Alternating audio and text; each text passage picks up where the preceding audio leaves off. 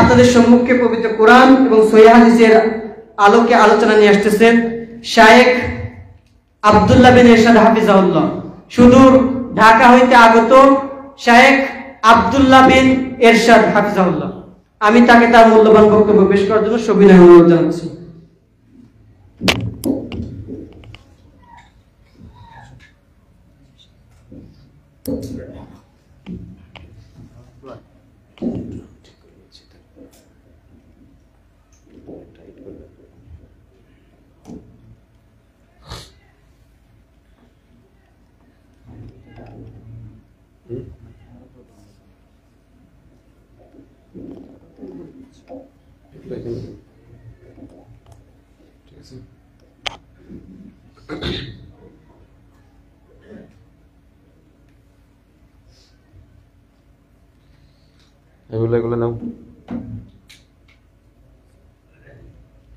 আসসালামু আলাইকুম ওয়া রাহমাতুল্লাহি ওয়া বারাকাতুহু।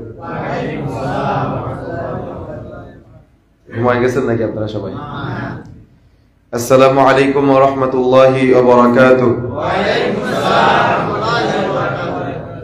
আলহামদুলিল্লাহ ইন্নাল হামদালিল্লাহি নাহমাদুহু ওয়া নাস্তাঈনুহু ওয়া নাস্তাগফিরুহু ওয়া নু'মিনু বিহি ওয়া নাতাওয়াক্কালু আলাইহি ওয়া নাউযু বিল্লাহি মিন শুরুরি আনফুসিনা ওয়া মিন সাইয়্যাতি আ'মালিনা من يهده الله فلا مضل له ومن يضلله فلا هادي له ونشهد أن لا إله إلا الله وحده لا شريك له وأشهد أن محمدا عبده ورسوله الذي أرسله بالحق بشيرا ونظيرا وداعيا إلى الله بإذنه وسراجا منيرا أما بعد فقد قال الله تعالى وتبارك في كلامه المجيد بعد أعوذ بالله من الشيطان الرجيم بسم الله الرحمن الرحيم يا أيها الناس اتقوا ربكم الذي خلقكم من نفس واحدة وخلق منها زوجها وبث منهما رجالا كثيرا ونساء واتقوا الله الذي تساءلون به والأرحام إن الله كان عليكم رقيبا وقال الله تعالى وتبارك في كلامه المجيد بعد أعوذ بالله من الشيطان الرجيم ومن أحسن قولا ممن دعا إلى الله وعمل صالحا وقال إنني من المسلمين إلى آخر الآية. وقال النبي الأمين رسول الله صلى الله عليه وسلم حدثنا عبد الله بن مسلمة عن مالك عن ابن شهاب عن سالم بن عبد الله عن أبيه أن رسول الله صلى الله عليه وسلم كان يرفع يديه حذو منكبيه إذا افتتح الصلاة وإذا كبر للركوع وإذا رفع رأسه من الركوع وإذا ركعتين ورفع يديه. قال النبي الأمين رسول الله صلى الله عليه وسلم لا صلاة لمن لم يقرأ بفاتحة الكتاب. قال رسول الله صلى الله عليه وسلم عن أنس بن مالك عن النبي صلى الله عليه وسلم قال أقيموا صفوفكم فإني أراكم من أراء الظهر وكان أحدنا يلزق منكبه بمنكب صاحبه وقدمه بقدمه. قال رسول الله صلى الله عليه وسلم عن أبي هريرة رضي الله تعالى عنه قال كان رسول الله صلى الله عليه وسلم إذا فرغ من قراءة أم القرآن رفع صوته وقال آمين. إذا أمن الإمام فأمنوا فإنه من فوق تأمنه تأمن الملائكة غفر له ما تقدم من ذنبه إلى آخر الحديث. الحمد لله যাবতীয় প্রশংসা যাবতীয় গুণগান একমাত্র কেবলমাত্র সেই মহান আল্লাহ রাব্বুল আলামিনের দরবারে, যে মহান আল্লাহ রাব্বুল আলামিনের অশেষ মেহেরবানিতে মুসলিম জাতির এই ক্লান্তিময় সময়ে বাংলাদেশ সহ গোটা বিশ্বে যখন মুসলিমরা নির্যাতিত নিষ্পেষিত এমনকি বাতিলের কারাগারে আবদ্ধ এই ক্রান্তিময় মুহূর্তে যে মহান আল্লাহ রাব্বুল আলামিন আমাদের দুনিয়াবি যাবতীয় কাজ এবং কর্ম ফেলে রেখে আজকে এত সুন্দর একটা বৈঠকে উপস্থিত হওয়ার তৌফিক দান করেছেন, যে আল্লাহ রাব্বুল আলামিন আমাদের কবুল করেছেন। আমরা হৃদয়ের গভীরতম প্রদেশ থেকে শুকরিয়া আদায় করে বলি আলহামদুলিল্লাহ। দরুদ ও সালাম বর্ষিত হোক আখিরি জামানার মানবতার মুক্তির দূত, মানবতার মুক্তির দিশারি, যার আদর্শকে বাস্তবায়ন করার জন্যই আজকে আমাদের এই সামান্য ক্ষুদ্র প্রচেষ্টা, সেই মহামানবের উপর দরুদ বর্ষিত হোক। সকলে বলি সাল্লাল্লাহু আলাইহি ওয়াসাল্লাম। আমরা আলোচনার শুরুতেই আল্লাহ রাব্বুল আলামিনের প্রশংসা আবারও আদায় করে দিতে চাই, কেননা এই বৃহত্তর সন্দ্বীপের মাঝে প্রথম যে আল্লাহ রাব্বুল আলামিন পবিত্র কোরআন এবং সহিহ হাদিসের আলোকে পরিচালিত এত সুন্দর একটা মাদ্রাসা করার আপনাদের তৌফিক দান করেছেন, এবং প্রথম যাত্রী হিসেবে আল্লাহ রাব্বুল আলামিন আপনাদেরকে কবুল করেছেন, আমাদেরকে কবুল করেছেন। আল্লাহ রাব্বুল আলামিন আমাদেরকে যে এই নিয়ামত দান করেছেন, আমরা এই জন্য রবের নিকট হৃদয়ের গভীরতম প্রদেশ থেকে, অন্তরের অন্তরস্থল থেকে শুকরিয়া আদায় করে আবারও বলি আলহামদুলিল্লাহ। আজকে আমরা সংক্ষিপ্ত সময়ে আলোচনা করব সালাত আদায়ের সহি পদ্ধতি, এই শিরোনামের উপরে। আল্লাহ রাব্বুল আলামিন আমাদেরকে সৃষ্টি করেছেন এবং সৃষ্টি করে দুনিয়াতে চলাফেরা করার জন্য গাইডলাইন স্বরূপ পবিত্র কোরআন এবং সহিহ হাদিস আমাদের জন্য দিয়ে গিয়েছেন। একটা হলো ওহিয়ে মাতলুব, আর একটা হলো ওহিয়ে গায়রে মাতলুব। পবিত্র কোরআন মাজিদ হলো ওহিয়ে মাতলুব, আর হাদিস হলো রাসূলুল্লাহ সাল্লাল্লাহু আলাইহি ওয়াসাল্লামের মুখনিসৃত বাণী, যেটা এটা হলো গায়রে মাতলুব। এই দুটাই আল্লাহর বাণী। কোরআনও আল্লাহর বাণী, হাদিসও আল্লাহর বাণী। মুহাম্মদ সাল্লাল্লাহু আলাইহি ওয়াসাল্লাম আল্লাহর নির্দেশ ব্যতীত কোনো কথা বলতেন না, তাহলে সেটা আল্লাহর বাণী নয়। বিস্তারিত আলোচনার দিকে যাচ্ছি না, সংক্ষেপে বলি, কোরআনও আল্লাহর বাণী, হাদিসও আল্লাহর বাণী। তো এই দুনিয়াতে চলাফেরা করার জন্য আমাকে আপনাকে পবিত্র কোরআন এবং সহিহ হাদিসের সমন্বয়ে যদি আমরা চলাফেরা করতে পারি, দুনিয়াতে যেমন সফলতা অর্জন করতে পারবো, আখিরাতেও সফলতা অর্জন করতে পারবো। আমরা সবাই জানি বুনিয়াল ইসলাম আলা খামসিন শাহাদাতু আন লা ইলাহা ইল্লাল্লাহ ওয়া আন্না মুহাম্মাদার রাসূলুল্লাহ ওয়া ইকামিস সালাহ ওয়া ইতাইজ যাকাত ওয়াল হজ্জ ওয়া সাওম রমাদান। ইসলাম পাঁচটি স্তম্ভের উপরে দণ্ডায়মান, তাই না? এক নম্বর হলো কালিমা, আল্লাহকে রব বলে স্বীকার করা, তার মানে তাওহীদের স্বীকৃতি দেওয়া, সালাত আদায় করা, সিয়াম পালন করা, হজ করা, যাকাত আদায় করা। তো এই যে গুরুত্বপূর্ণ একটা ইবাদত সালাত, যেটা এই পাঁচটি স্তম্ভের মধ্যে একটা অন্যতম স্তম্ভ। আল্লাহ রাব্বুল আলামিন বলেছেন, ইন্নাস সালাতা তানহা আনিল ফাহশাই ওয়াল মুনকার, নিশ্চয়ই সালাত অন্যায় এবং অশ্লীল কাজ থেকে বিরত রাখে। কিন্তু দুঃখজনক হলো সত্য যে মসজিদে সালাত আদায় করি, মসজিদ থেকে বের হয়ে সুদের লেনদেন করি, মসজিদে সালাত আদায় করি, মসজিদ থেকে বের হয়ে ঘুষের লেনদেন করি, মসজিদে সালাত আদায় করি, মসজিদ থেকে বের হয়ে জেনায় লিপ্ত হই, মসজিদে সালাত আদায় করি, মসজিদ থেকে বের হয়ে সেলুনে গিয়ে রাসূলের সুন্নাত দাড়ি কেটে আসি, মসজিদে সালাত আদায় করি, মসজিদ থেকে বের হয়ে সিগারেট টানতে টানতে চলে যাই, মসজিদে সালাত আদায় করি, মসজিদ থেকে বের হয়ে পানের সাথে জর্দা সেবন করতে করতে বের হয়ে যাই, মসজিদে সালাত আদায় করি, মসজিদ থেকে বের হয়ে প্রেমের আলাপ শুরু করে দিই মোবাইলে, মসজিদে সালাত আদায় করি, মসজিদ থেকে বের হয়ে এমন যাবতীয় অপরাধের সাথে সম্পৃক্ত হয়ে আমি আপনি দুনিয়াতে চলাফেরা করি। তাহলে আল্লাহ রাব্বুল আলামিন যে বলেছে যে সালাত অন্যায় এবং অশ্লীল কাজ থেকে বিরত রাখে, কিন্তু আমার আপনার সালাত আজকে অন্যায় এবং অশ্লীল কাজ থেকে বিরত রাখে না কেন? প্রশ্ন আসতে পারে না? প্রশ্ন আসতে পারে। ইমাম সাহেব যখন সাজদায় গিয়ে সুবহান রাব্বিল আলা পড়ে, যখন আপনাকে সুবহান রাব্বিল আলা পড়ার প্রয়োজন, আপনি সাজদায় গিয়ে চিন্তা করতেছেন আপনার ব্যবসা প্রতিষ্ঠানে কত টাকা লাভ হয়েছে, অস্বীকার করতে পারবেন? ইমাম সাহেব যখন রুকুতে গিয়ে পড়ে সুবহান রাব্বিল আযীম, তখন আপনারও পড়ার প্রয়োজন ছিল সুবহান রাব্বিল আযীম, কিন্তু আপনি রুকুতে গিয়ে চিন্তা করেন আপনি এখান থেকে মসজিদ থেকে বাইরে গিয়ে কিভাবে দুনিয়াবী জীবন যাপন পরিচালনা করবেন, অস্বীকার করতে পারেন? ইমাম সাহেব যখন পড়ে আলহামদুলিল্লাহি রাব্বিল আলামিন, সমস্ত প্রশংসা আল্লাহ তোমার জন্য, তখন আপনারও যেটা পড়ার প্রয়োজন ছিল ওই সময়তে আমার আপনার চিন্তা চলে যায় মসজিদের বাহিরে।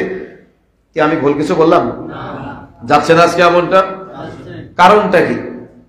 কারণটা কি? মূল কারণ হলো আমরা এই সালাতের অর্থ বুঝি না। এমনকি দুঃখজনক হলো, সত্য হলো যে আল্লাহু আকবার এই শব্দের অর্থটা আমরা অনেকে জানি না। আল্লাহু আকবার শব্দের অর্থ অনেকেই জানি না। তাহলে আমি আপনি কিভাবে পরিবর্তন হব বলেন? আমার আপনার সালাত কিভাবে অন্যায় অশ্লীল কাজ থেকে বিরত রাখবে বলেন? আমার আপনার ইবাদত কিভাবে আমাকে আপনাকে অন্যায় এবং অশ্লীল বা পাপাচার কাজ থেকে বিরত রাখবে বলেন? যদি আমি আপনি না বুঝে, না জেনে, না চিন্তা করে রবকে আমি আপনি প্রশংসা করি, তার মানে আলহামদুলিল্লাহি রাব্বিল আলামিন, সমস্ত প্রশংসা আল্লাহ তোমার জন্য, কিন্তু আমি আপনি জানি না কি জন্য প্রশংসা করতেছি, আমি আপনি জানি না কি জন্য রবের নিয়ামতের শুকরিয়া আদায় করতেছি, তাহলে আমি সফলতা অর্জন করতে পারবো? এই সালাত আমার অন্যায় অশ্লীল কাজ থেকে বিরত রাখবে না? অসম্ভব হতে পারে না। আরেকটা কারণ হতে পারে, সেটা হলো রাসূলুল্লাহ সাল্লাল্লাহু আলাইহি ওয়াসাল্লাম বলেছেন, সাল্লু কামা রাআইতুমুনি উসাল্লি, তোমরা সেভাবেই সালাত আদায় করো যেভাবে আমি নবী মুহাম্মদ সাল্লাল্লাহু আলাইহি ওয়াসাল্লামকে সালাত আদায় করতে দেখেছো। সুবহানাল্লাহ ওয়া বিহামদিহি। কিন্তু দুঃখজনক হলো সত্য যে আজকে আমরা কেউ বলি ফিলতলি, কেউ বলি আটরশি, কেউ বলি ফুরফুরা, কেউ বলি দেওবন্দি, কেউ বলি চিশতিয়া, কেউ বলি মুজাদ্দিদিয়া, কেউ বলি নকশবন্দিয়া, কেউ বলি কাদারিয়া, কেউ বলি শরীয়ত, কেউ বলি মারিফত, কেউ বলি হাকিকত, কেউ বলি তরিকত, কেউ বলে হানাফি, কেউ বলে মালিকি, কেউ বলে হাম্বলি, কেউ বলে শিয়া, কেউ বলে খারেজি, কেউ বলে জাহমিয়া, কেউ বলে মুতাজিলা, কেউ বলে মুজাশশিবা, কেউ বলে চরমনাই ইত্যাদি নামে নামকরণ করে এই সালাতের পদ্ধতিকে পাল্টে ফেলেছি আজকে, তাই না? কি মনে হয়? আমি কি ব্যথা দিচ্ছি আপনাদের? আজকে এত সুন্দর একটা আয়োজন করেছেন, আমরা সালাত শুদ্ধ করে যেতে পারবো না এখান থেকে ইনশাআল্লাহ? যতগুলি কথা বলবো রেফারেন্স সহকারে কথা বলবো ইনশাআল্লাহ। সবাই গ্রহণ করার চেষ্টা করতে হবে সুন্নাহ মেনে। আলোচনার শুরুতেই একটা সতর্কবাণী দিতে চাই, সেটা হলো যে কথাগুলি আমি বলবো প্রতিটা কথার পিছনে হাদিসের রেফারেন্স থাকবে, সুন্নাহর রেফারেন্স থাকবে, কিছু ক্ষেত্রে কোরআন মাজিদের আয়াত থাকবে। ঈমান ভঙ্গের অনেকগুলি কারণ আছে, তার মধ্যে অন্যতম একটা কারণ হলো সুন্নাতকে নিয়ে হাসি তামাশা করা। ঈমান ভঙ্গের অনেকগুলি কারণ আছে, তার মধ্যে একটা কারণ হলো সুন্নাতের বিরোধিতা করা। তার মানে আমি আপনি সুন্নাত যদি মানতে না পারি একটা বিষয়, কিন্তু যদি বিরোধিতা করি তাহলে কি হবে? বুঝতে পারিনি কি বললাম? কি ভঙ্গের কারণ? ঈমান। ঈমান ভঙ্গ হয়ে যাওয়া মানে কি মুসলমান থাকে সে? ঈমান ভঙ্গ হয়ে যাওয়া মানে মুসলমান থাকে? তার মানে আমি আপনি একটা বিষয় মানতে পারলাম না, এটা আমি মানতে পারলাম না, এটা আমার দুর্বলতা, বা আমার পারিপার্শ্বিক কোনো সমস্যা আছে, এটা আমার দুর্বলতা, তবে আমি বিরোধিতা করব না। বুঝতে পেরেছেন? আমি বিরোধিতা করব না। আমি মানতে পারলাম না, এটা আমার দুর্বলতা, তবে আমি ওটা নিয়ে হাসি রস্য তামাশা করব না। যদি আমি এগুলা করি তাহলে কি হয়ে যাবে? মুসলমানের খাতা থেকে নাম কেটে যাবে, পুনরায় যদি মুসলিম হতে হয় কালিমা পড়ে মুসলমান হতে হবে। বুঝতে পেরেছেন? এই জন্য এই বিষয়গুলো সূক্ষ্ম বিষয়। আপনার হয়তো মনে হতে পারে যে আজকের কথাগুলো আমার কাছে অনেক নতুন মনে হচ্ছে। জি, নতুন মনে হলেও আপনাকে একটু যাচাই বাছাই করতে হবে।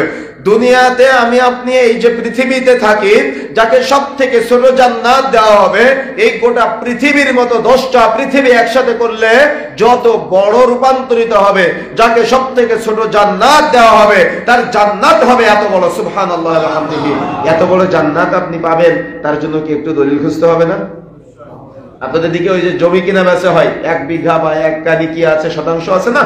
তো এই 1% জমি কেনার জন্য দাগ নম্বর, খতিয়ান নম্বর, কোথায় কি আছে সব যাচাই বাছাই করে ফেলি, তাই না? তো 1 কাঠা বা 1% জমি কিনতে যদি এত যাচাই বাছাই করতে হয়, তো আপনি আমি যে জান্নাতে যাব, যাকে সব থেকে ছোট জান্নাত দেওয়া হবে, গোটা পৃথিবীর মতো 10টা পৃথিবী রূপান্তরিত করলে যত বড় হবে, এত বড় জান্নাত, সব থেকে ছোট জান্নাত যেভাবে তাকে দেওয়া হবে, এত বড় জান্নাত চাই, তার জন্য কি একটু দলিল খুঁজতে হবে না ভাই? আল্লাহ রাসূল সাল্লাল্লাহু আলাইহি ওয়াসাল্লাম তো বলেছেন, বাদাল ইসলাম গরীবান ওয়া সায়াউদু কামা বাদা গরীবা ফাতুবা লিল গুরাবা। ইসলাম এসেছিল অল্প সংখ্যক মানুষের মধ্যে, আবার এই ইসলাম অল্প সংখ্যক মানুষের মাঝেই ফিরে যাবে, তবে তাদের জন্য রয়েছে জান্নাতের তুবা নামক গাছের সুসংবাদ। সুবহানাল্লাহ ওয়া বিহামদিহি।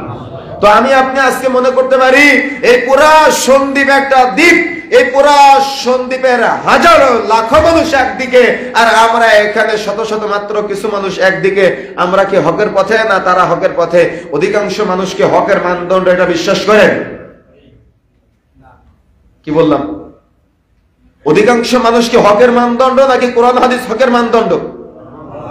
কথা বুঝে বলেন, আপনারা শিক্ষিত মানুষ তো।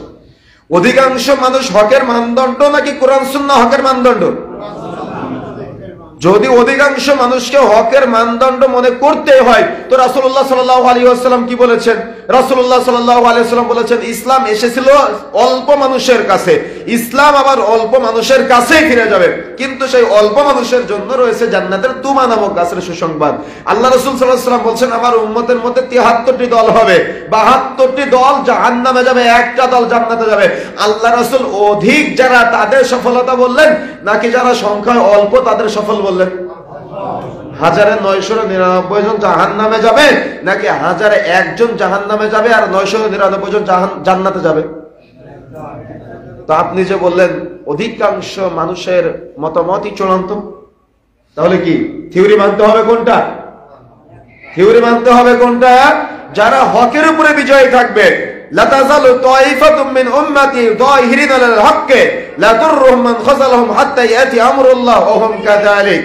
আমার উম্মতের মধ্যে সর্বদা একটি দল হকের উপরে বিজয়ী থাকবে, লা দুররুহুম মান খাযালাহুম, তাদেরকে কেউ কোনো ক্ষতি করতে পারবে না, হাত্তা ইয়াতি আমরুল্লাহ, ইতিমধ্যেই কিয়ামত চলে আসবে, ওয়া হুম কাযালিক, তারা পূর্বে যেমন ছিল কিয়ামত পর্যন্ত ওইরূপ থাকবে। সুবহানাল্লাহ, আলহামদুলিল্লাহ। তাতে আল্লাহ রাসূল সাল্লাল্লাহু আলাইহি সাল্লাম বলেছেন যে আমার উম্মতের মধ্যে সর্বদা একটা দল, একটা গোষ্ঠী তারা হকের উপরে বিজয়ী থাকবে, তাদেরকে কেউ কোনো ক্ষতি করতে পারবে না, তারাই সফলতা অর্জন করবে। সুবহানাল্লাহ, আলহামদুলিল্লাহ। তো আমি আপনি সেই স্থানে নিজেকে স্থান দিতে চাই না? আমি আপনি চাই না মুহাম্মদ রাসূলুল্লাহ সাল্লাল্লাহু আলাইহি সাল্লামের শ্রেষ্ঠ উম্মত হতে? প্রিয় বন্ধুরা আমার, যে কথা বলতে চাচ্ছিলাম, আমাকে আপনাকে বিষয়টা উপলব্ধি করতে হবে, বিষয়টা অনুধাবন করতে হবে। অধিকাংশ মানুষ একটা আমল করতেছে, সেই আমল যে হকের মানদণ্ড এটা চূড়ান্ত নয়, বরং যে ব্যক্তি কোরআন এবং সহিহ সুন্নাহর উপরে টিকে থাকবে সে একজনও হতে পারে, তিনিই হলো হকের মানদণ্ড। মনে থাকবে ইনশাআল্লাহ, মনে থাকবে ইনশাআল্লাহ। সুতরাং আসুন আমরা মূল আলোচনায় প্রবেশ করি ইনশাআল্লাহ। আলোচনার শুরুতে আমরা যে বিষয় উপস্থাপন করবো সেটা হলো, যখন আমরা সালাত আদায় করি, সালাতে দাঁড়ানোর সময় আমরা নাওয়াইতু আন শিরোনামে অনেকগুলো নিয়ত পাঠ করি, তাই না? আছে আপনাদের এলাকায়? কিসের কিসের নিয়ত আছে বলেন তো দেখি?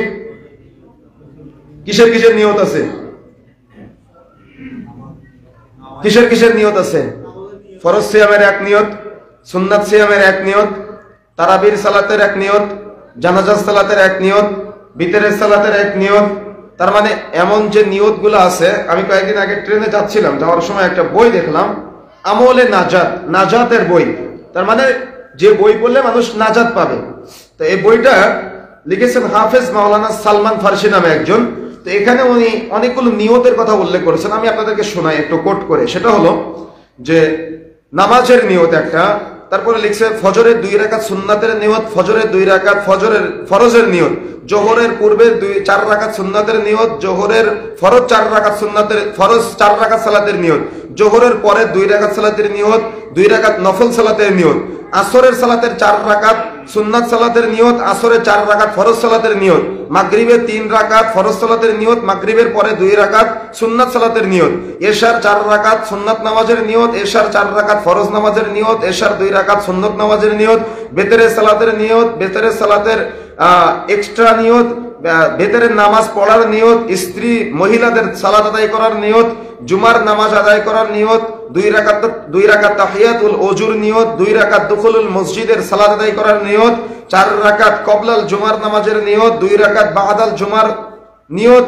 এবং 2 রাকাত জুমার ফরজ সালাতের নিয়ত, 4 রাকাত আখেরি চাহার সালাতের নিয়ত এবং 2 রাকাত সুন্নাত ওয়াক্তের সালাতের নিয়ত। এমন আরো বহু নিয়তের কথা এখানে উল্লেখ করা হয়েছে, আপনারা দেখতে পাচ্ছেন। অথচ এখানে যে নিয়তগুলো উল্লেখ করছে নাওয়াইতু আন শিরোনামে, প্রতিটা নিয়তের শুরুতে নাওয়াইতু আন শিরোনামে উল্লেখ করছে, যেটা আপনারা যদি বইটা পড়েন তাহলে বুঝতে পারবেন। যেটা আমি কেনার পরে একটু জাস্টিফাই করলাম, দেখলাম এখানে লেখা আছে আল হাদিস, কিন্তু হাদিসে কোথাও খুঁজে পায় না যে আল হাদিসের মধ্যে কোথায় আছে। লেখা আছে আল কুরআন, কিন্তু কুরআন মাজিদে কোথায় আছে সে বিষয়টা খুঁজে পায় না। অথচ আমরা প্রতারিত হয়ে এরকম ধরনের কিছু বই কিনে নিয়ত মুখস্থ করতে করতে করতে করতে করতে সালাত আদায় করা বাদ দিয়ে দিয়েছি। অনেক মুরব্বীরা আমাদের কাছে ফোন দিয়ে জিজ্ঞাসা করে যে হুজুর, ফরজ নামাজের এক নিয়ত, সুন্নত নামাজের এক নিয়ত, তারাবির নামাজের এক নিয়ত, জানাজা সালাতের এক নিয়ত, মানে এই নিয়ত মুখস্থ করতে করতে নিয়তের ভারের কারণে সালাতে ছেড়ে দিয়েছে অনেকে আজকে। আচ্ছা, এই যে নিয়তগুলোর কথা বললাম, এই নিয়তগুলো যদি মনে করেন আপনার মুখস্থ করতে কত সময় লাগবে? আমাদের মাদ্রাসাগুলাতে 1 বছর ধরে বাচ্চাদের এই নিয়তের পেছনে সময় লাগায় দেয়। মানে অমুক নিয়ত মুখস্থ করতে হবে, কোরআন তিলাওয়াতের এক নিয়ত, সকালে কোরআন তিলাওয়াত করার সময় কোন নিয়ত, দুপুরে কোরআন তিলাওয়াত করার সময় কোন নিয়ত, মাগরিবের পরে কোরআন তিলাওয়াতের সময় কোন নিয়ত। এই নিয়ত মুখস্থ করাতে করাতে ওদের 1 বছরের সময় লেগে যায়।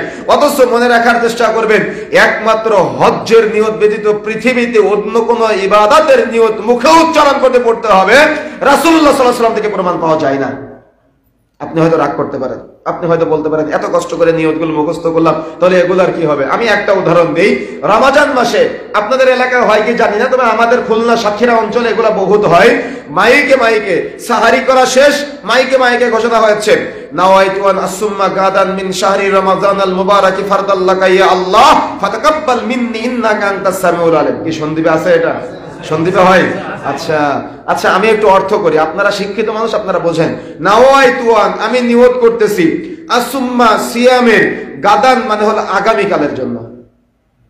আমি সিয়াম পালন করতেছি কবে? আজকে। আর নিয়ত করতেছি কবে?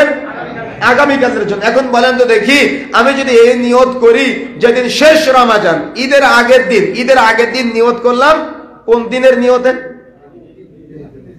ঈদের দিন সিয়াম পালন করার নিয়তে। কথা বুঝতে পারেননি মনে হয়। নাওয়াইতু আন, নিয়ত করতেছি, আসুম্মা সিয়াম পালন করার জন্য। গাদান শব্দের অর্থ হলো আগামী কালের জন্য। তো যেদিন 30 রমজান, তার শেষ রমজান, সেদিন আমি কোন দিনের সিয়ামের নিয়ত করলাম? ঈদের দিনের সিয়ামের। এখন বলেন, এই পাগলামি কি কোরআন হাদিসে আছে? কোরআন হাদিসে কোথাও দেখাতে পারবে? এখানে আমি আপনাদের মাঝে বইটা দিয়ে দিলাম, আপনারা দেখেন, একটা নিয়তের পিছনেও কোনো রেফারেন্স নাই, এমনিতেই চলতেছে।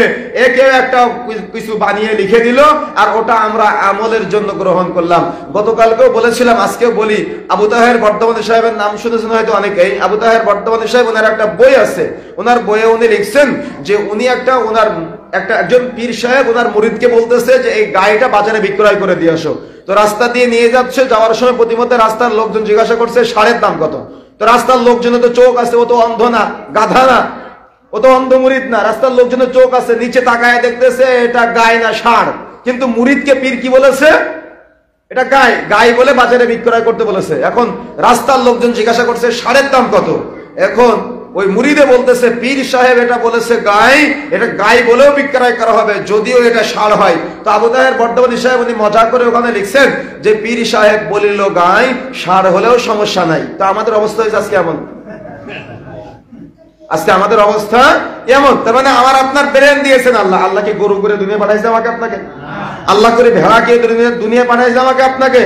আল্লাহকে চতুষ্পদ জন্তু করে দুনিয়া পাঠাইছে আমাকে আপনাকে? তো যদি চতুষ্পদ জন্তু করে দুনিয়াতে না পাঠাই, যদি ভেড়া করে দুনিয়ায় না পাঠাই, তো আমি আপনি এই ব্রেন খাটিয়ে, ব্রেনকে কাজে লাগিয়ে এত বড় জান্নাত নিব বিচারের মাঠে, তার জন্য কি একটু দলিল যাচাই বাছাই করতে হবে না ভাই? মনে রাখার চেষ্টা করবেন, আমাদের সমাজে নাওয়াইতু আন শিরোনামে যতগুলি নিয়ত আছে, একটাও রাসূলুল্লাহ সাল্লাল্লাহু আলাইহি ওয়াসাল্লাম থেকে প্রমাণিত না। বরং শুধুমাত্র হজ্জের নিয়ত ব্যতীত অন্য কোন পৃথিবীতে অন্য কোন ইবাদতের জন্য মুখে উচ্চারণ করে নিয়ত পড়তে হবে এ মর্মে কোরআন সুন্নাহয় কোনো প্রমাণ পাওয়া যায় না।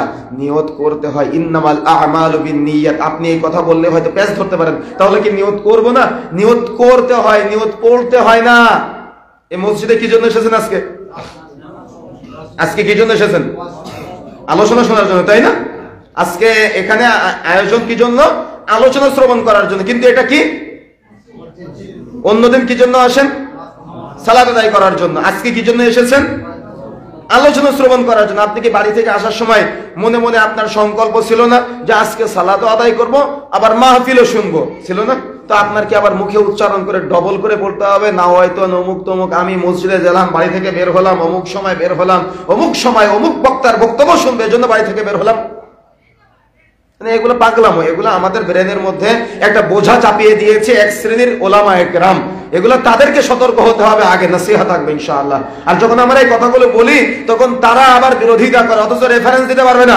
আপনি বইটা নিয়ে যান বা আপনি আপনার হুজুরের কাছে জিজ্ঞাসা করেন, হুজুর যা এই কষ্ট করে নাওয়াই তোমাদের নিয়তগুলো মুখস্থ করলাম, এটা আল্লাহর রাসূল শিখাইছে, সাহাবায়ে কেরাম শিখাইছে, নাকি আমরা এটা কোথা থেকে শিখলাম? রেফারেন্স দিতে পারবে না। আমি বলে যাচ্ছি রেফারেন্স দিতে পারবে না, এমনিতেই চলতেছে, এমনিতেই। বন্ধুরা আমার, তাহলে আমরা যখন সালাত আদায় করব, সালাত আদায় করার সময় যখন মসজিদে আসব, তখন এক্সট্রা নতুন করে নিয়ত মুখে উচ্চারণ করে পড়ার কোনো প্রয়োজন নেই। বরং এই যে মসজিদে আসলাম বা এই যে জায়নামাজে দাঁড়ালাম, এটাই আমার নিয়ত হয়ে গেছে। নতুন করে আর মুখে উচ্চারণ করে নাওয়াইতুনের ভার আপনারা চাপানোর চেষ্টা করিয়েন না।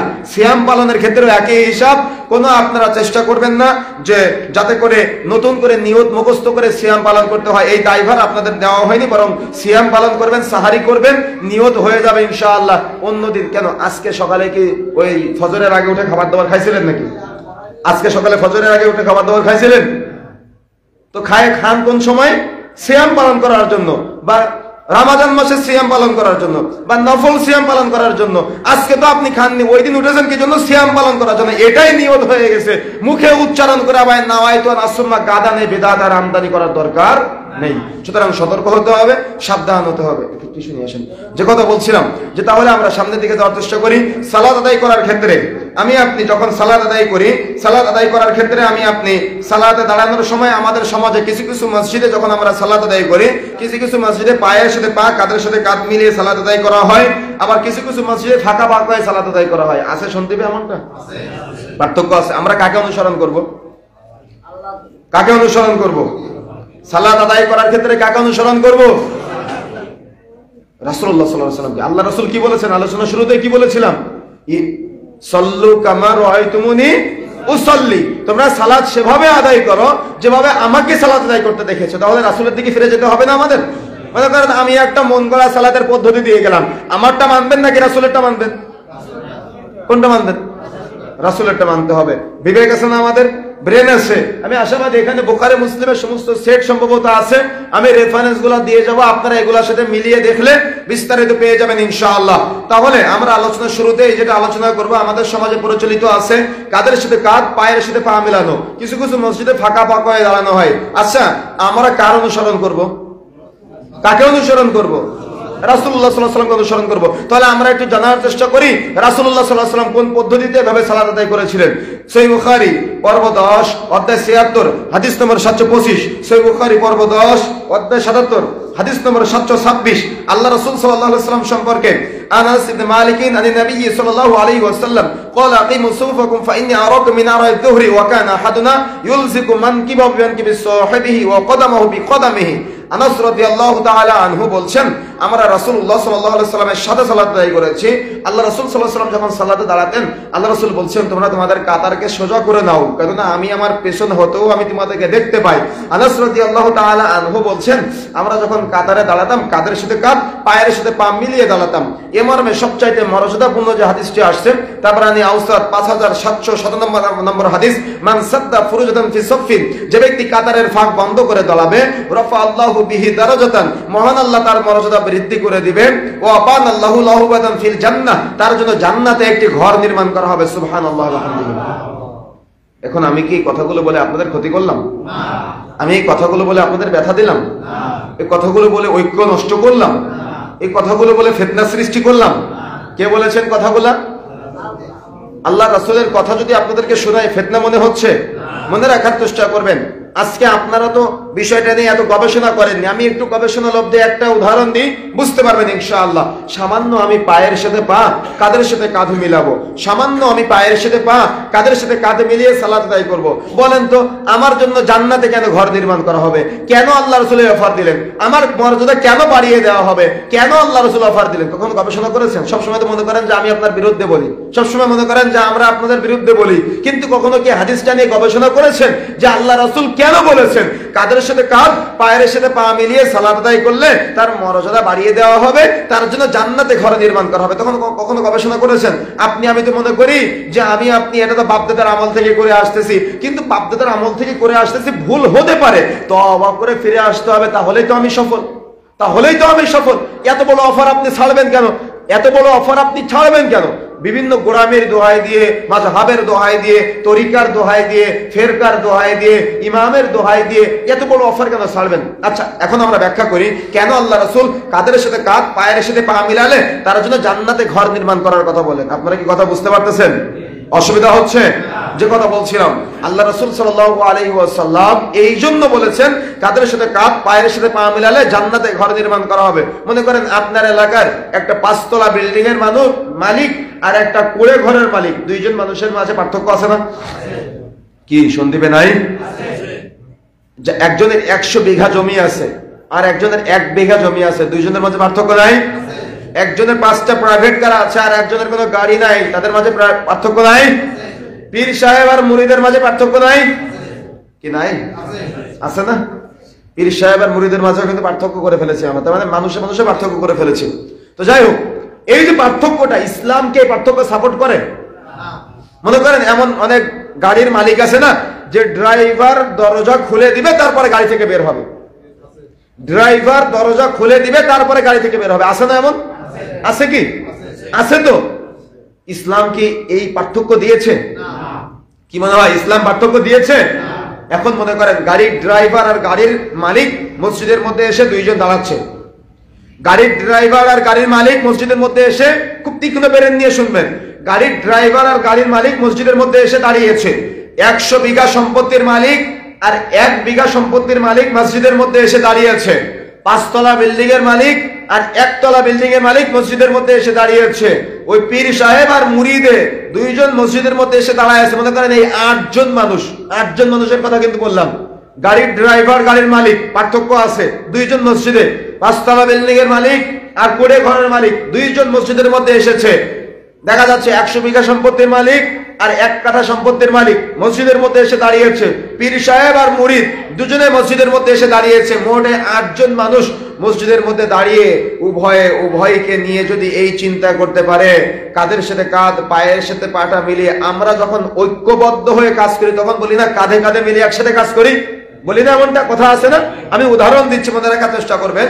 তো এই ব্যক্তিগুলো যখন ড্রাইভার আর গাড়ির মালিক মসজিদের মধ্যে প্রবেশ করে কাঁধের সাথে কাঁধ, পায়ের সাথে পাটা মিলিয়ে যখন এই চিন্তা করবে যে তুমিও যে মানুষ, আমিও সেই মানুষ, তোমাকে যে আল্লাহ সৃষ্টি করেছে আমাকেও সেই আল্লাহ সৃষ্টি করেছে, তোমার গায়ে যে রক্ত মাংস আমার গায়েও সেই রক্ত মাংস, তোমার শরীর কাটলে যে রক্ত বের হবে আমার শরীর কাটলেও সেই একই রক্ত বের হবে, তোমার আত্মা, তোমার রূহ যে আল্লাহর হাতে, আমার আত্মা, আমার রূহ সেই আল্লাহর হাতে।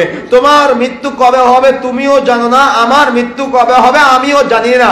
তোমার হয়তো 5 তলা, আমার হয়তো 1 কাঠা, বা দেখা যাচ্ছে তোমার হয়তো 5 তলা, আমার হয়তো কুড়ে ঘর, কিন্তু তোমার কবরের ডিজাইনও একই, আমার কবরের ডিজাইনও একই। তোমার হয়তো 100 বিঘা সম্পত্তি, আমার হয়তো 1 কাঠা সম্পত্তি, কিন্তু তোমার কবরে 3.5 হাত লম্বা, আমার কবরে 3.5 হাত লম্বা, একটু কম বেশি নেই। তোমার হয়তো আজকে 1000 টাকা দামের পোশাক, আমার হয়তো 100 টাকা দামের পোশাক, কিন্তু তোমাকে যখন কবরে রেখে আসবেন 350 টাকা দিয়ে কাফন পরানো হবে, আমাকেও 350 টাকা দিয়ে কাফন পরা হবে। তোমার আর আমার মাঝে ভাই কোনো পার্থক্য নাই। আসো উভয়ে ভাইয়ে মিলে কাঁধের সাথে কাঁধ, পায়ের সাথে পাটা মিলে ভ্রাতৃত্ববোধ অক্ষুণ্ণ করি। তোমার আর আমার মুসলমানের মাঝে কোনো পার্থক্য নাই। আসো আমরা মিলিত হই, আসো আমরা উভয়ের ভেদাভেদ ভুলে গিয়ে একসাথে কাঁধের সাথে কাঁধ, পায়ের সাথে পাটা মিলে আমরা উভয়ের মাঝখানের এই বিশাল ভেদাভেদ ভুলে গিয়ে একত্রিত হই। যদি আমি আপনি এই নিয়তে সালাত আদায় করি, তাহলেই না জান্নাতে ঘর নির্মাণ হবে। সুবহানাল্লাহ। আজকে এত সুন্দর একটা মসজিদের এখানে ব্যবস্থা করেছেন আমাদের আবু হায়দার ভাই সম্ভবত নাম। আজকে যখন আসলাম, আসার পরে ওনার সাথে কথোপকথন হচ্ছে, দেখলাম ওনার চোখ দিয়ে পানি পড়তেছে। এটা ফিল, এটা আবেগ। এই সন্দ্বীপের মাটিতে, এই মাদ্রাসায় যতগুলি ছাত্র আছে, আপনারা আমরা যতজন দাওয়াতি কাজ করব, আমরা যত ক্ষেত্র তৈরি করব, কিন্তু উনি কিন্তু এখানে প্রথম কাজ শুরু করতেছে, একটা ক্ষেত্র তৈরি করেছে। ওনার ফিলটা দেখলাম আমি আজকে। কথা বলতেছে কিন্তু চোখ দিয়ে অঝরে পানি ঝরতেছে। বিষয়টা আমি একটু গবেষণা করলাম, উপলব্ধি করলাম। এই যে একটা ক্ষেত্র, সন্দ্বীপের মতো জায়গায়, চারিদিকে পানি, চারি সাইডে পানি না আপনাদের, চারি সাইডে পানি, এই পানির মাঝে একটা ক্ষেত্র তৈরি হয়েছে। আল্লাহ আপনাদেরকে কবুল করেছেন, আলহামদুলিল্লাহ। আমাদেরকে কবুল করেছেন, আলহামদুলিল্লাহ। এই ক্ষেত্রের মাধ্যমে কিয়ামতের আগ পর্যন্ত যত দাওয়াত হবে, এই ক্ষেত্রের মাধ্যমে কিয়ামতের আগ পর্যন্ত যত ছাত্র বের হবে, যত হাফেজে কোরআন বের হবে, যত এখান থেকে অক্তীয় সালাত আদায় করবে মানুষ, জুমার সালাত আদায় করবে, যত মানুষ পরিবর্তন হবে, একদিন গোটা সন্দ্বীপ পরিবর্তন হবে ইনশাআল্লাহ। আর এই পরিবর্তনের রোল মডেল হিসাবে যত মানুষ সহিভাবে সালাত আদায় করবে, যত মানুষ এখান থেকে হাফেজে কোরআন হিসেবে সন্তানকে গঠন করবে, প্রত্যেকটা মানুষের, প্রত্যেকটা ব্যক্তির একটা করে দেখি আমাদের ভাইয়ের আমলনামায় যুক্ত হবে। সুবহানাল্লাহ। উনি একদিন থাকবে না দুনিয়াতে, তো আমি আপনি আমার আপনার নিজের জন্য এমন ক্ষেত্র তৈরি করতে চাই না? কেন নিজেকে বিরত রাখবেন আপনি? এই মাযহাবের দোহাই দিয়ে, এই তরিকার দোহাই দিয়ে, এই ফেরকার দোহাই দিয়ে, কেন এই যে একটা বিশুদ্ধ কথা বললাম, আপনি কি এটা নিয়ে গবেষণা করেছেন কখনো? কিন্তু যখন আমরা এই কথাগুলো বলি আপনি মনে করেন যে আমি আপনার বিরুদ্ধে বলতেছি। যখন এই কথাগুলো বলি সুন্নাহর কথা, আপনি মনে করেন যে আমি আপনাকে কটাক্ষ করি। আরে ভাই, আমি আপনার কটাক্ষ করিনি। আপনার হুজুর আপনার জান্নাতে যাওয়া থেকে বিরত রেখেছে। আপনার হুজুর আপনার বিচারের মাঠে জান্নাত সহজ হোক এটা সে চাইনি, তা না হলে এই হাদিস উপস্থাপন করতো। আল্লাহর রাসূল বলেছেন, যদি কেউ কাদের সাথে কাঁধ, পায়ের সাথে পা মিলায়, বিচারের মাঠে তার মর্যাদা বাড়িয়ে দেওয়া হবে, তার জন্য জান্নাতে ঘর নির্মাণ করা হবে। কেন আপনার হুজুর হাদিস গোপন করলো? হুজুরের কাছে জিজ্ঞাসা করবেন গিয়ে। জিজ্ঞাসা না করে আপনি আমাদের ফিতনাবাজ বলেন। আশ্চর্য হিসাব, আশ্চর্য হিসাব। নিজেও গবেষণা করি না, আর হুজুরের অন্ধ অনুসরণ করে গরুর মতো যেমন পাল চলে এবং পালের মতো চলি। আশ্চর্য হিসাব, আশ্চর্য। মানে কে বুঝাবে কাকে? কে কাকে বুঝাবে? আমাকে আপনাকে তো পরিবর্তন হতে হবে, আমাকে আপনাকে তো সফলতা অর্জন করতে হবে। বিবেক দিয়েছেন আল্লাহ রাব্বুল আলামিন। একটু পূর্বে আমাদের প্রিয় শাওন ভাই, আপনাদের শিক্ষক আব্দুর রাজ্জাক, কত সুন্দর মৃত্যুর উপরে আলোচনা করতেছিলেন। এখান থেকে বাড়ি ফিরে যেতে পারবো কোনো গ্যারান্টি আছে আমাদের? আমি ইন্ডিয়াতে আসামে মাহফিল করছিলাম, আমার পাশে সভাপতি সাহেব বসেছিলেন। পরের প্রোগ্রামে আসতেছি মালদার দিকে, আসতে আসতে যিনি আমাকে ইনভাইট করেছিলেন উনি ফোন দিয়ে বলছে, আব্দুল্লাহ ভাই আপনি যাওয়ার পরে সভাপতি সাহেব ইন্তেকাল করেছে, ইন্না লিল্লাহি ওয়া ইন্না ইলাইহি রাজিউন। আমি আপনি এখান থেকে বাড়ি ফিরে যেতে পারবো কোনো গ্যারান্টি আছে ভাই? কোনো গ্যারান্টি আছে? আচ্ছা, আল্লাহ চাইলে আজকে আপনাকে এখানে কবুল নাও কিন্তু করতে পারতেন, পারতেন না? আপনার এলাকার এই পুরো সন্দ্বীপের যতগুলি মানুষ আছে, আল্লাহ তার মধ্য থেকে আপনাদেরকে বাছাই করেছেন। এটা কি নিয়ামত না? আল্লাহ রাব্বুল আলামিন যখন কোনো বান্দাকে ভালোবাসে, ফেরেশতা জিবরিল আমিনকে খুব নিকটে ডাক দেয়, এটাকে বলে, ফেরেশতা জিবরিল আমি ওই যে আব্দুর রহমানকে ভালোবাসি, আমি যে ওই যে আবু হায়দারকে ভালোবাসি, আমি ওই যে আব্দুল কুদ্দুসকে ভালোবাসি, আমি ওই যে আব্দুল সত্তারকে ভালোবাসি। তখন ফেরেশতা জিবরিল আমিন অন্যান্য সকল ফেরেশতাদেরকে নিয়ে বসে বসে বলে যে আল্লাহ ওই ব্যক্তিকে ভালোবাসে, আমি ভালোবাসি, আমি জিবরিল ভালোবাসি, তোমরা সকল ফেরেশতারা ওই ব্যক্তিকে ভালোবাসো। তখন সমস্ত ফেরেশতার মণ্ডলীরা এবং আল্লাহ রাব্বুল আলামিন তার মাঝে এমন এমন কিছু কাজ করিয়ে দেয় যার মাধ্যমে দুনিয়ার মানুষ উপকৃত হয়, দুনিয়ার মানুষও তাকে ভালোবাসে। সুবহানাল্লাহ ওয়া বিহামদিহি। আমি আপনি নিজেকে সেই কাতারে নিয়ে যেতে চাই না? আল্লাহ চাইলে এখানে আপনার পরিবর্তে কিন্তু আরেকজনকে নিয়ে আসতে পারতেন, কিন্তু আল্লাহ আপনাকে কবুল করেছেন, আল্লাহ আমাকে কবুল করেছেন। যেদিন আমাকে দাওয়াত দেয় আমি তো নিজে থেকে দাওয়াতকে গ্রহণ করে নিয়েছি আলহামদুলিল্লাহ। যে দ্বীপের মতো জায়গাতে গিয়ে দাওয়াতি কাজ করতে পারবো, কষ্টকর হলেও। গতকাল 5 ঘন্টা স্টেশনে দাঁড়িয়েছিলাম, রাত 1টা থেকে 5টা পর্যন্ত, তারপরও কষ্ট মনে হচ্ছে না আলহামদুলিল্লাহ। তো আমি আপনি আজকে এই নিয়ামতকে কি হর হামেশা ছেড়ে দিব? হর হামেশা ছেড়ে দিব বলেন? ছেড়ে দেওয়া যাবে না ভাই, গ্রহণ করতে হবে, বুঝতে হবে এত কষ্ট করে আয়োজন করা হয়েছে, এই আয়োজনের পিছনে অনেক কষ্ট থাকে। আমাকে আপনাকে বিষয়টা উপলব্ধি করতে হবে, বিষয়টা বুঝতে হবে যে আমি আপনি কি বলতে চাচ্ছি, আমি কি বলতে চাচ্ছি, আপনাকে সেটা বুঝতে হবে, বুঝে গ্রহণ করার চেষ্টা করতে পারবো না ইনশাআল্লাহ? পারতে হবে। এবার আসুন আমরা সামনের দিকে যাওয়ার চেষ্টা করি। তাহলে আমরা যখন সালাত আদায় করবো, আমরা নিঃসন্দেহে পায়ের সাথে পা, কাঁধের সাথে কাঁধ মিলিয়ে সালাত আদায় করবো। আমি এটা আমার লেখা সালাত আদায়ের সহি পদ্ধতি একটা লিফলেট, আমি এটা আনতে ভুলে গিয়েছি। আমাদের আবার ছাপা হলে আমি ভাইয়ের কাছে পাঠিয়ে দিব, আপনারা সবাই সংগ্রহ করে যত সন্দ্বীপে আছে ছড়িয়ে দিবেন ইনশাআল্লাহ। বিনামূল্যে ছড়িয়ে দিবেন, বিনামূল্যে আমি দিব ইনশাআল্লাহ। আপনারা ছড়িয়ে দিবেন যত মানুষের কাছে আছে। একজন ব্যক্তি যদি সহি পদ্ধতিতে সালাত আদায় করে, সমস্ত নেকি আপনাদের সবার হবে ইনশাআল্লাহ। সুতরাং চেষ্টা করতে হবে। এই দেখেন, এখানে আমি পুরা সালাতের একটা সহি পদ্ধতির একটা সেটআপ আমি এখানে উল্লেখ করেছি আর কি আলহামদুলিল্লাহ। এই যে আমরা যদি সালাতে যখন দাঁড়াবো, যদি আমরা কাঁধের সাথে কাঁধ, পায়ের সাথে পাটা মিলিয়ে সালাতে দাঁড়াই, তাহলে কোন কোন রেফারেন্স দিব আমরা, এখানে বিস্তারিত রেফারেন্স আমরা উল্লেখ করেছি ছোট্ট ছোট্ট করে। আমি পাঠাবো ইনশাআল্লাহ, আপনারা একটু কষ্ট করে প্রচার করবেন। পারবেন না ইনশাআল্লাহ? পারতে হবে। চলুন আমরা সামনের দিকে যাওয়ার চেষ্টা করি।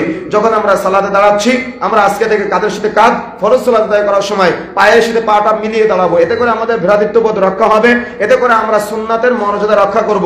একটা হাদিস মনে রাখার চেষ্টা করবেন।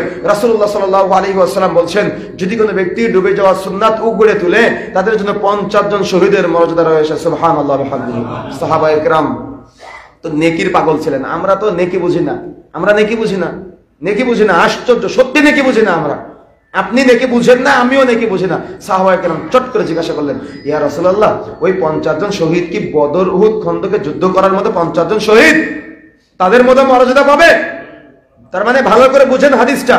আল্লাহ রাসূলকে সাহাবায়ে কেরাম জিজ্ঞাসা করছেন, আল্লাহ রাসূল ওই যে 50 জন শহীদের মর্যাদা পাবে, আল্লাহ রাসূল ওই 50 জন শহীদ কি বদর উহুদ খন্দকে যুদ্ধ করার মতো 50 জন শহীদের মর্যাদা পাবে, নাকি তাদের যুগের 50 জন শহীদের মর্যাদা পাবে? আচ্ছা বলেন তো দেখি, আমাদের যুগের নাক ভর্ড মার্কা শহীদ আর সে যুগের বদর উহুদ খন্দকে যুদ্ধ করার মতো শহীদের মাঝে পার্থক্য আছে না?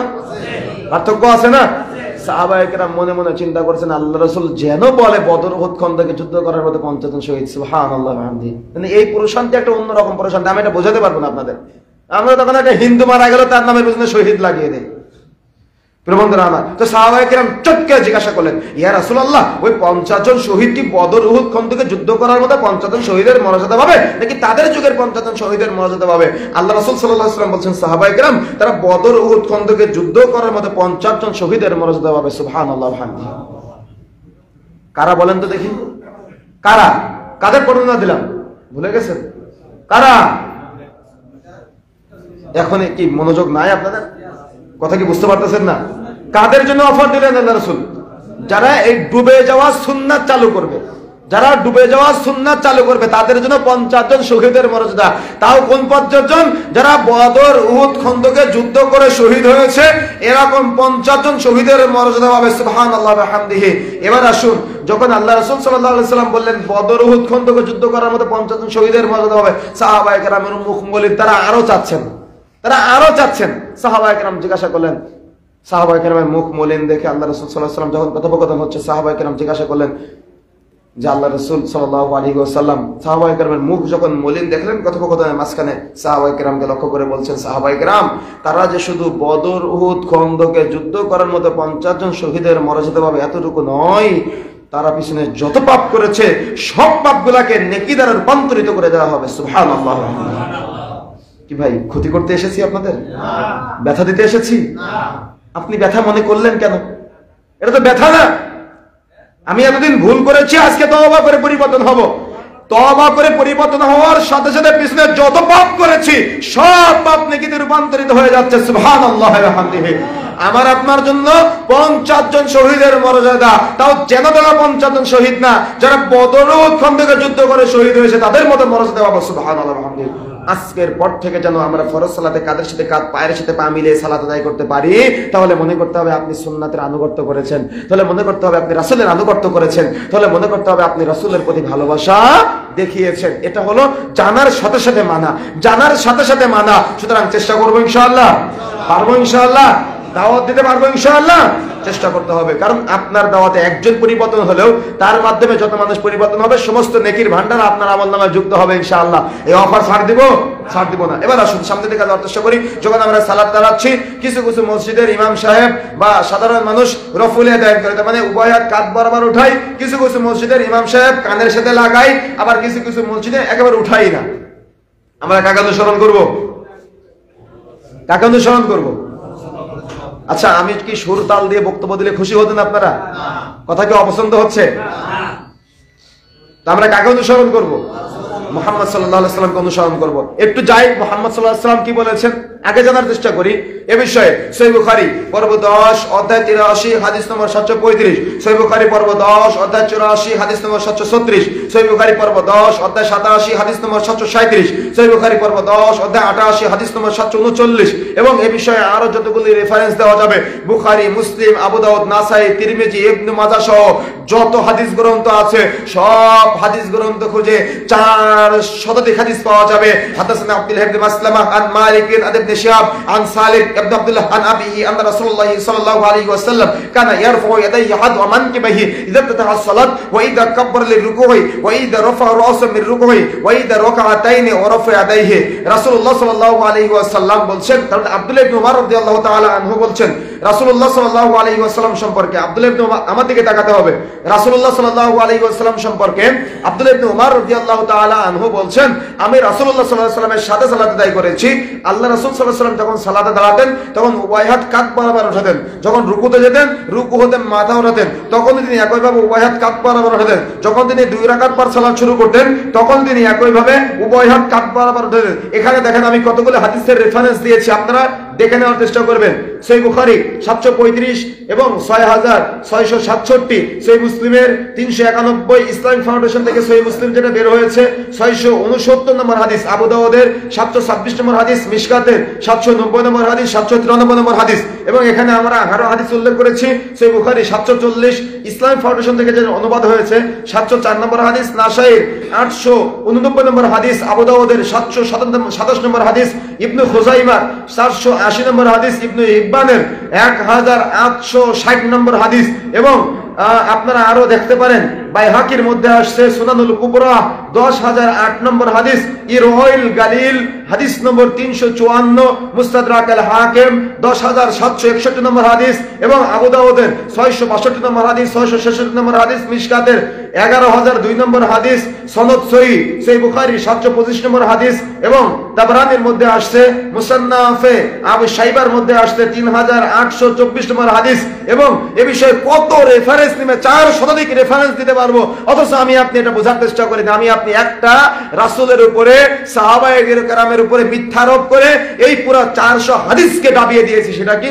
আল্লাহ রাসূল সাহাবীদের সন্দেহ করতেন, বগলে পুতুল রাখতো, এজন্য তাদেরকে হাত ঝাড়া মারতে বলতো। কি এটা নাই প্রচলিত? আচ্ছা, যদি সাহাবায়ে কেরামকে নিয়ে আল্লাহ রাসূলের এমন মন্তব্য না থাকে, আমি যদি এটা বলি সাহাবায়ে কেরামকে নিয়ে মিথ্যাচার নয়? যদি কেউ রাসূলকে নিয়ে মিথ্যাচার করে, যদি কেউ সাহাবায়ে কেরামকে নিয়ে মিথ্যাচার করে, সে কি জান্নাতে যেতে পারবে? না। সে কি জান্নাতে যেতে পারবে? না। মনে রাখার চেষ্টা করবেন, আমি আজকে বলে যাচ্ছি, আপনার হুজুরকে জিজ্ঞাসা করবেন কুরআন মাজিদের কোথায় আছে, হাদিসের কোথায় আছে যে আল্লাহ রাসূল সাহাবীদের সন্দেহ করতেন, সাহাবীদের সন্দেহ করতে হাত ঝাড়া মারতে বলেছিলেন, তারা বগলে পুতুল রাখতো। কুরআনের কোথায় আছে, হাদিসের কোথায় আছে, বা কোন সহিহ সনদে বর্ণিত হয়েছে? আপনার হুজুরের কাছে গিয়ে জিজ্ঞাসা করবেন। হুজুর কোশ্চেন কালো দেখাতে পারবে না, তো আপনি হুজুরের কেন অন্ধ অনুসরণ করলেন? ওই যে হুজুর বলিল গায়ে শাল হলেও সমস্যা নাই।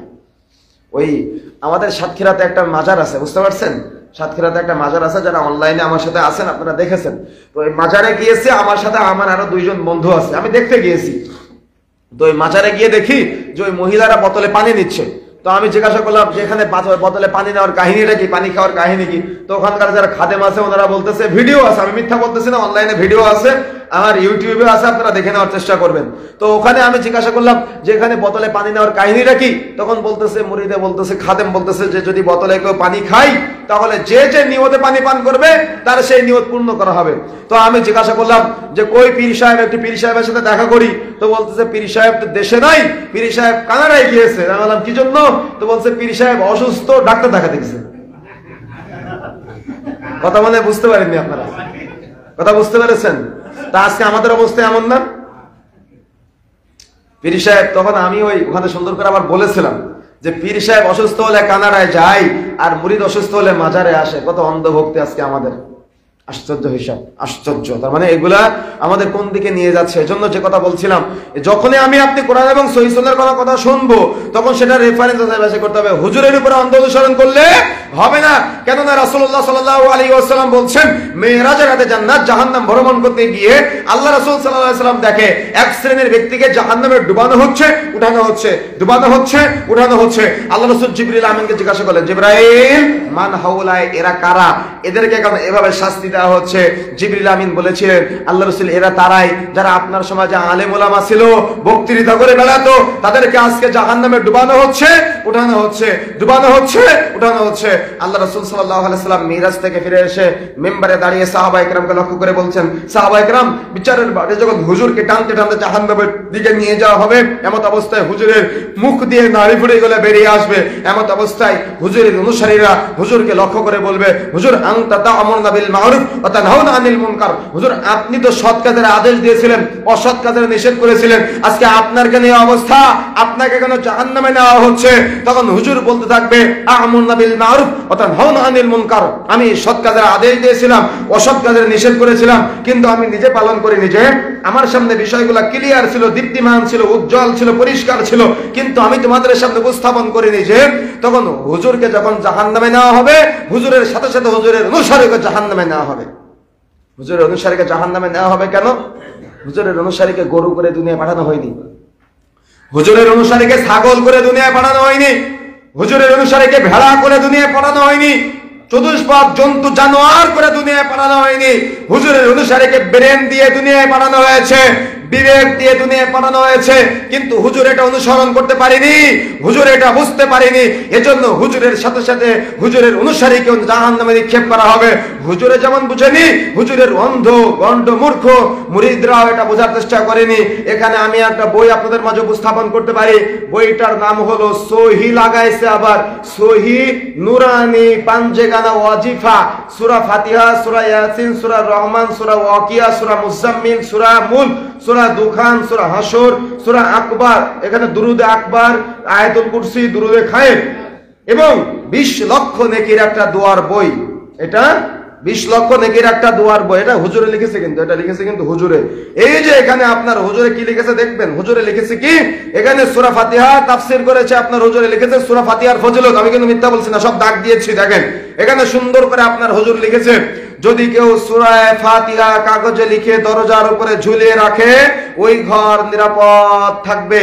হুজুরে লিখেছে, যদি কেউ সূরা ফাতিহা ফজরের পরে 125 বার পাঠ করে, তার অন্তরের সমস্ত আশা পূর্ণ হবে। যদি কেউ ভ্রমণে যাওয়ার সময়, ভ্রমণ থেকে ফেরার সময় সূরা ফাতিহা 41 বার পাঠ করে, আল্লাহর রহমতে তার কোনো প্রকার আপদ বিপদ হবে না। দৈনিক শেষ রাতে সূরা 51 বার পাঠ করলে, তার মানে সূরা ফাতিহা 51 বার পাঠ করলে তার সংসারে জীবনে কখনো অনুন্নতি হবে না, বরং তার সংসারে উন্নতি হতেই থাকবে, হতেই থাকবে, হতেই থাকবে। এখানে লিখেছে আপনার হুজুর কত রকম দুরুদ, দুরুদে তাজ, দুরুদে তাজের ফজিলত, দুরুদে লাখি, দুরুদে লাখের ফজিলত, দুরুদে হাজারি, দুরুদে হাজারির ফজিলত, দুরুদে শিফা, দুরুদে শেফার ফজিলত, দুরুদে নারিয়া, দুরুদে নারিয়ার ফজিলত, দুরুদে আকবার, দুরুদে আকবারের ফজিলত, দুরুদে মুনাজ্জিনা, দুরুদে মুনাজ্জিনার ফজিলত, দুরুদে তুনাজ্জিনা, দুরুদে তুনাজ্জিনার ফজিলত, দুরুদে নামা, দুরুদে নামার ফজিলত, দুরুদে জামিলা, দুরুদে জামিলার ফজিলত, দুরুদে গঞ্জিল আরশ, দুরুদে গঞ্জিল আরশের ফজিলত, আরো বহুত আছে। এগুলা কিন্তু হুজুরে লিখেছে, অথচ এখানে সূরা ফাতিহা তাফসীর করতে গিয়ে এতগুলো লিখেছে, অথচ আমি আপনি যেখানে যেটা প্রয়োজন সেখানে সেটা উপস্থাপন করিনি। আজকে কথা বলার কারণ কি জানেন? আল্লাহর রাসূল সাল্লাল্লাহু আলাইহি ওয়াসাল্লাম বলেছেন, সাল্লু কামা রাআইতুমুনি উসাল্লি, তোমরা সালাত সেভাবে আদায় করো যেভাবে আমাকে সালাত আদায় করতে দেখেছো। আবার আল্লাহ রাসূল বলেছেন, সহিহ বুখারী পর্ব 10 অধ্যায় 95 হাদিস নম্বর 756, আল্লাহ রাসূল বলেছেন, লা সালাতা লিমান লাম ইয়াকরা বিফাতিহাতিল কিতাব, যে ব্যক্তি সালাতে সূরা ফাতিহা পাঠ করবে না, তার সালাতই হবে না। কে বলেছেন? কে বলেছেন? আল্লাহ রাসূল বলেছেন। এটা আমার কথা, আমার কথা। যদি বুখারী থাকে খুলে দেখেন, নিয়ে আসেন, এখনই খুলে দেখিয়ে দিচ্ছি। আল্লাহ রাসূল বলেছেন, লা সালাতা, নেই কোনো সালাত, ইল্লা বিফাতিহাতিল কিতাব, সূরা ফাতিহা ছাড়া। সুতরাং সূরা ফাতিহা ছাড়া কোনো সালাত চলবে না। যেখানে সূরা ফাতিহা পড়ার দরকার সেখানে সূরা ফাতিহা কে আমরা বয়কট করেছি। ইমাম পড়লে মুসাল্লির পড়ার প্রয়োজন নেই। আর যেখানে পড়ার প্রয়োজন নেই, যেগুলা রাসূল সাল্লাল্লাহু আলাইহি ওয়াসাল্লাম বলেনি, যেগুলা সাহাবায়ে কেরাম আমল করেনি, সেগুলা এমনিতে উদ্ভট বানিয়ে বইয়ে লিখে সুন্নাত বলে প্রচার করতেছি, মানুষ অনুসরণ করতেছে। ওই সূরা ফাতিহা লিখে ঘরের দরজায় ঝুলায় রাখে, সূরা ইয়াসিন লিখে ওই দোকানে ঝুলায় রাখে, চার কুল লিখে দোকানে ঝুলায় রাখে, স্পিড বোর্ডে ঝুলায় রাখে, অমুক অমুক জায়গায় ঝুলায় রাখে। কি জন্য? যাতে অনুন্নতি না হয়। অথচ যেখানে পড়ার প্রয়োজন সেখানে না পড়ি না। কি ইমাম সাহেব কি বলে যে ইমামের সালাত মুসাল্লির সালাত, ইমামের কিরাত মুসল্লির কিরাত। তো ইমাম রুকু থেকে সুবহান রাব্বিল আযীম পড়ে না পড়ে না? আপনি পড়েন? কেন পড়েন? এটা কিরাত না, এটা দোয়া না? তো সূরা ফাতিহা ইমামের পড়লে যদি আপনার হয়ে যায়, তো আপনি রুকুতে গিয়ে চিন্তা করবেন ব্যবসা প্রতিষ্ঠানে কত টাকা লাভ করেছেন, আপনার দোয়া পড়ার দরকার নাই। ইমাম যদি সূরা ফাতিহা পড়লে আপনার সূরা ফাতিহা পড়া হয়ে যায়, তো সাজদায় গিয়ে কেন আপনিও সূরায় যখন ইমাম সাহেব বলে সুবহান রাব্বিল আলা, আপনি কেন আবার সুবহান রাব্বিল আলা পড়তে গেলেন? আপনি ওই সময় চিন্তা করবেন মসজিদ থেকে বাইরে গিয়ে কিভাবে সিগারেট খাবেন। কি ভুল কিছু বললাম? আপনার যেমন যুক্তি আমিও যুক্তি দেই, যে হাদিস মানবেন না আপনি, যেহেতু কোরআন মানবেন না আপনি, গন্ড কিচ্ছা কাহিনী যেগুলো আমার আপনার কাছে প্রিয় হতে পারে, তার কাছে কোরআন হাদিসের বিষয়গুলো কিচ্ছু মনে হবে না। আশ্চর্য হিসাব আজকে আমাদের, আশ্চর্য হিসাব। বিবেক দিয়েছেন আল্লাহ, তো সে বিবেক কাজে লাগায় না, ব্রেন কাজে লাগায় না, অন্ধ অনুসারী হয়ে আছি, অন্ধ মুরিদ হয়ে গেছি আজকে আমরা। বন্ধুরা আমার, যে কথা বলতে চাচ্ছিলাম, ফরজ সালাত আদায় করবেন, সূরা ফাতিহা পাঠ করতে হবে। সুন্নাত সালাত আদায় করবেন, সূরা ফাতিহা পাঠ করতে হবে। বিতরে সালাত আদায় করবেন, সূরা ফাতিহা পাঠ করতে হবে। জানাজা সালাত আদায় করবেন, সূরা ফাতিহা পাঠ করতে হবে। একাকী সালাত আদায় করবেন, সূরা ফাতিহা পাঠ করতে হবে। জামাতে সালাত আদায় করবেন, সূরা ফাতিহা পাঠ করতে হবে। এক কথায় নামাজ যেগুলো আছে, সালাত যেগুলো আছে, প্রত্যেকটা সালাতে সূরা ফাতিহা পাঠ করতেই হবে। সূরা ফাতিহা ছাড়া কোনো সালাত হবে না। ইমামও পড়বে, মুসাল্লিও পড়বে। ইমামের সালাত ইমামের, আর মুসাল্লির সালাত মুসাল্লির। কখনো ইমামের সালাত মুসাল্লির জন্য হতে পারে না, অসম্ভব হতে পারে না। ইমামের সালাতে ভুল হতে পারে, আবার মুসাল্লির সালাত শুদ্ধ হতে পারে। মুসাল্লির ভুল হতে পারে, ইমামের শুদ্ধ হতে পারে। ইমাম কখনো মুসাল্লির সালাতের দায়ভার নিতে পারে না, অসম্ভব হতে পারে না। তো এত কিছু যদি হয়, ইমাম একা পড়লে তো হয়ে যায়। আপনার ফজরের সময় মসজিদে আসার কি প্রয়োজন? ইমাম তো এলাকার দায়িত্ব নিয়ে নিয়েছে, এলাকার দায়িত্ব নিয়ে নিয়েছে, তো এলাকার সবার সালাত ইমামই একা আদায় করে দিই। এমনিতেই এগুলা বুঝি না আমরা, ব্রেন কাজে লাগাই না। একজন একটা কথা বলে, সেগুলোর পিছনে দৌড় মারতে থাকে, ছুটতে থাকে অন্ধের মতো। যে কথা বলতেছিলাম, সূরা ফাতিহা এই যে সমস্ত জায়গায় আল্লাহ রাসূল পড়েনি এরকম বইয়ে লেখা আছে, এই যেখানে রেফারেন্স থাকবে না সেগুলো এরকম ধরে সুন্দর করে ছেড়ে ফেলে দিবেন। এগুলো গ্রহণযোগ্য না, এগুলো রাসূল সাল্লাল্লাহু আলাইহি ওয়াসাল্লামের আমল না, এগুলো রাসূলের আদর্শ না। এই ধরনের বইগুলো আমাদের বাড়িতে স্থান পায়। ফাজাইল আমলের নামক কিতাব যেটা আছে আমাদের সমাজে প্রচলিত, মকসুদুল মুমিনিন, 12 চাঁদের ফজিলত, আমার কাছে নিয়ে আসেন, দেখেন শতকরা কত পার্সেন্টের মধ্যে মিথ্যা কথা লেখা আছে, দেখা দিতে পারে। অথচ এগুলা আমাদের কোরআন হাদিস, এগুলা কোরআন হাদিস। কোরআন হাদিসের 5 পয়সা দাম নেই। কোরআন হাদিস ওই হিন্দুরা যেমন ব্রাহ্মণের কাছে তারা ওই তাদের ধর্মকে ছেড়ে দিয়েছে, আর আমরা কোরআন হাদিসকে ছেড়ে দিয়েছি শুধু হুজুরের উপরে। কোরআন হাদিস শুধু হুজুরের উপরে, হুজুরের উপরে, এটা শুধু হুজুরের উপরে না, এটা সবার উপরে প্রযোজ্য। সুতরাং যে কথা বলতে চাচ্ছিলাম, আমাকে আপনাকে সতর্ক হতে হবে, সাবধান হতে হবে।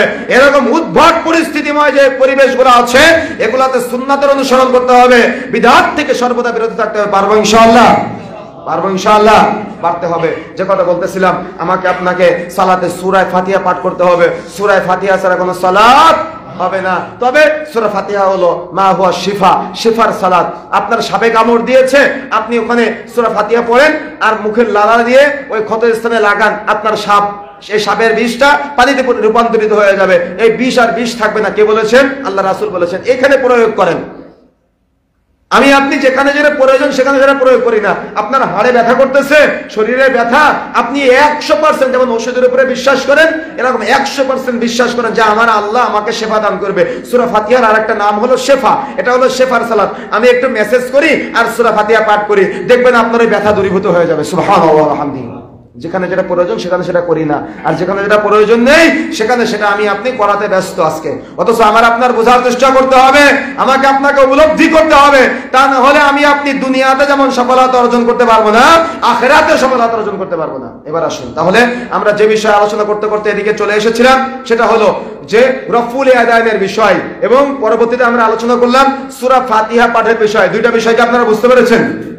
অসুবিধা আছে কারণ? এবার আসুন আমরা সামনের দিকে যাওয়ার চেষ্টা করি। সূরা ফাতিহা পাঠ করা সমাপ্ত করলেন। সূরা ফাতিহা পাঠ করা সমাপ্ত করে আমার আপনার সমাজে প্রচলিত আছে, কিছু কিছু মসজিদে উচ্চ স্বরে আমিন বলা হয়, আবার কিছু কিছু মসজিদে নিম্ন স্বরে আমিন বলা হয়। যদি কোনো মসজিদে নিম্ন স্বরে বা উচ্চ স্বরে আমিন নিয়ে একটু ঝামেলা হয়, তাহলে আমরা ওটাকে মনে করি ফিতনা সৃষ্টিকারী।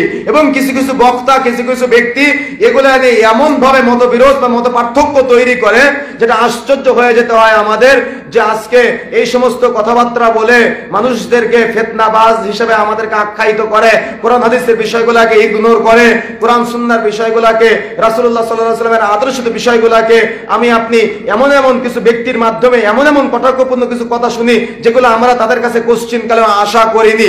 আল্লাহর রাসূল সাল্লাল্লাহু আলাইহি ওয়াসাল্লাম বলেছেন, আন আবি হুরায়রা রাদিয়াল্লাহু তাআলা আনহু ক্বালা কানা রাসূলুল্লাহ সাল্লাল্লাহু আলাইহি ওয়াসাল্লাম ইযা ফারাগা মিন কিরাআতি উম্মিল কুরআন রাফা সাওতাহু ওয়া ক্বালা আমিন। আবু হুরায়রা রাদিয়াল্লাহু তাআলা আনহু বলছেন, আমি রাসূলুল্লাহ সাল্লাল্লাহু আলাইহি ওয়াসাল্লামের সাথে সালাত আদায় করেছি। আল্লাহর রাসূল সাল্লাল্লাহু আলাইহি ওয়াসাল্লাম যখন সালাতে দাঁড়াতেন, আল্লাহ রাসূল সাল্লাল্লাহু আলাইহি ওয়াসাল্লাম যখন সালাতে সূরা ফাতিহা পাঠ করা সমাপ্ত করতেন, তখন কণ্ঠস্বর উঁচু করতেন ও আমিন বলতেন। এ মর্মে সবচাইতে মর্যাদাপূর্ণ যে হাদিসটি বর্ণিত হয়েছে সহিহ বুখারী পর্ব 10 অধ্যায় 111 হাদিস নম্বর 812, আল্লাহ রাসূল সাল্লাল্লাহু আলাইহি ওয়াসাল্লাম বলছেন, ইযা আমানাল ইমাম ফাআমিনু ফাইন্নাহু ওয়া নাফাকা তা'মিনুহু তা'মিনাল মালায়েকাতি গুফিরা লাহু মা তাকাদ্দামা মিন যামবি। ইমাম যখন আমিন বলে তখন তোমরাও আমিন বলো, কেননা যার আমিন বলা আর ফেরেশতাদের আমিন বলা এক হয়ে যায়, তার পিছনের যাবতীয় গুনাহ খাতাগুলোকে মাফ করে দেওয়া হয়। সুবহানাল্লাহ আলহামদুলিল্লাহ। এখন বলেন দেখি, আমিন থেকে বিরত রেখে আপনার ইমাম সাহেব আপনাকে এই এত বড় অফার থেকে বঞ্চিত রাখিনি? আজকে এত বড় অফার থেকে বঞ্চিত রেখেছে।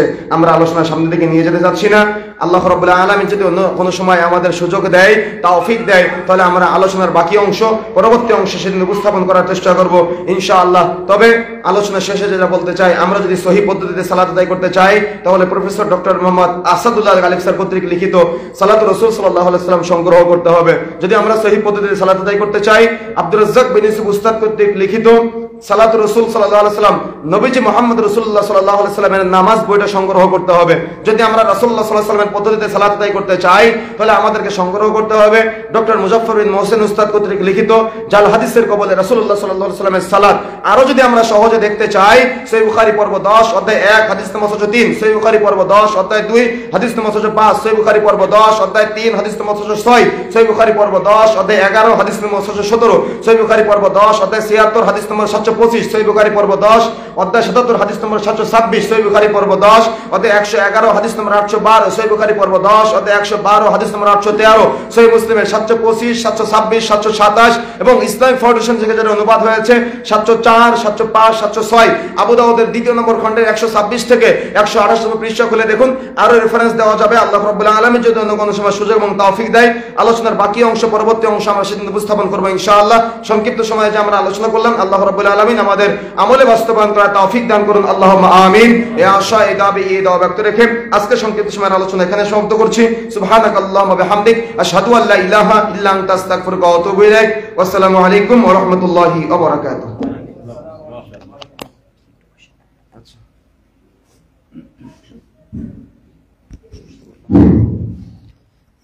শুকরিয়া, জাযাকাল্লাহু খাইরান। অনেক